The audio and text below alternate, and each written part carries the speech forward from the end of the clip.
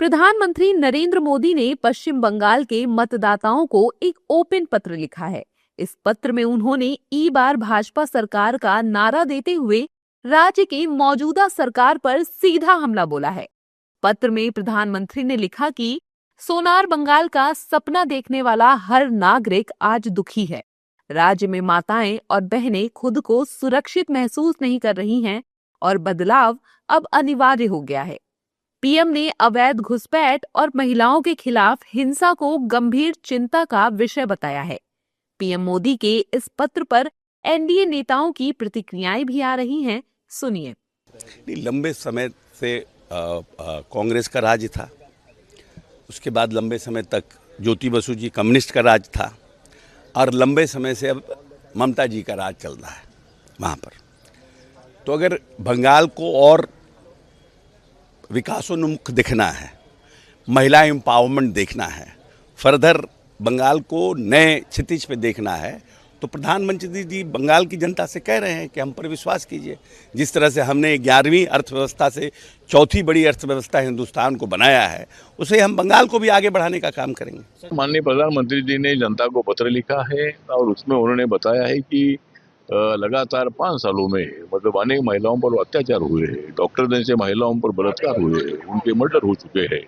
वहाँ law and order की परिस्थिति ठीक नहीं है, दंगे फसाद हमेशा मतलब होते रहे हैं, लेकिन माननीय ममता बनर्जी उसको रोकने के लिए असफल हो चुकी है और बंगाल को कंगाल उन्होंने बनाया है। हम तो बंगाल को सोनार बंगला चाहते हैं और इसी तरह इस वक्त जो चुनाव अप्रैल मई में जो आएगा, उस चुनाव में ममता बनर्जी की छुट्टी होगी और वहाँ बीजेपी की एनडीए की सरकार बनेगी, ऐसा हमें पूरा विश्वास है। और इसीलिए नरेंद्र मोदी जी ने वहाँ की सत्य स्थिति की भूमिका लोगों के सामने पत्र के द्वारा रखी है। देखिए, माननीय प्रधानमंत्री ने जो लेटर लिखा है, बंगाल में इलेक्शन होने वाला है और माननीय प्रधानमंत्री भारतीय जनता पार्टी के भी नेता हैं, तो अपनी पार्टी को जिताने के लिए उन्होंने लेटर लिखा है।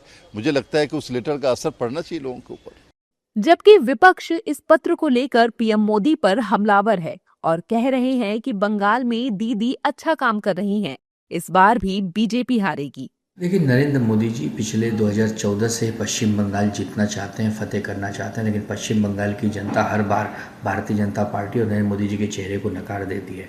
ये 2026 में जो पश्चिम बंगाल में चुनाव है, ये 15 साल लगातार विजय का चुनाव है और हमें पूरा विश्वास है कि ममता दीदी मजबूती से चुनाव लड़ रही हैं और जीतेंगी, क्योंकि पश्चिम बंगाल की अस्मिता के लिए, पश्चिम बंगाल के रोजगार के लिए, माताओं बहनों की सुरक्षा के लिए उन्होंने जो जो नीति लाई है उसको लोगों ने पसंद किया है। बंगाली मानुस की अस्मिता को लेकर उन्होंने बहुत अच्छा काम किया है। तो हमें लगता है कि नरेंद्र मोदी जी पूरी टीम लगाकर भी वहाँ जीत नहीं पा रहे हैं, तो शायद इसलिए उन्होंने भावनात्मक ढंग से पत्र लिखकर लोगों को अपील करना चाहा होगा।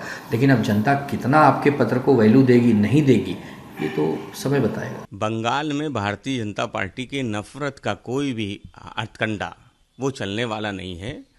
पिछली बार भी वहाँ खेला हुआ था, इस बार भी वहाँ खेला होगा और भारतीय जनता पार्टी को वहाँ पे हार का सामना करना पड़ेगा, क्योंकि आदरणीय ममता बनर्जी जी की लोकप्रिय सरकार है जनता के बीच में, जिसने महंगाई को बढ़ने नहीं दिया, जिसने बेरोजगारी को बंगाल में बढ़ने नहीं दिया। भारतीय जनता पार्टी जिस घुसपैठ की आरोप लगाती है, आखिर जो बॉर्डर हैं उनकी जिम्मेदारी केंद्र सरकार की है। अपनी विफलताओं पे वोट मांगना, ये भारतीय जनता पार्टी से कोई सीखे। पत्र लिख के भी आप अपनी विफलताओं पे वोट मांग रहे हैं। इसलिए बंगाल की जनता, उसने कभी भी जो नफरत की राजनीति है उसको स्वीकार नहीं किया। इस बार भी बंगाल के चुनाव में नफरत हारेगी, प्यार जीतेगा, मोहब्बत जीतेगी। दरअसल पश्चिम बंगाल में इसी साल विधानसभा चुनाव होने हैं। बीजेपी अपना चुनावी कैंपेन तो पहले ही शुरू कर चुकी है, लेकिन अब पीएम मोदी के पत्र से देश की राजनीति गर्मा गई है। पत्र के बाद विपक्ष हमलावर है तो एनडीए नेता बंगाल में ऐतिहासिक जीत मिलने का दावा कर रहे हैं।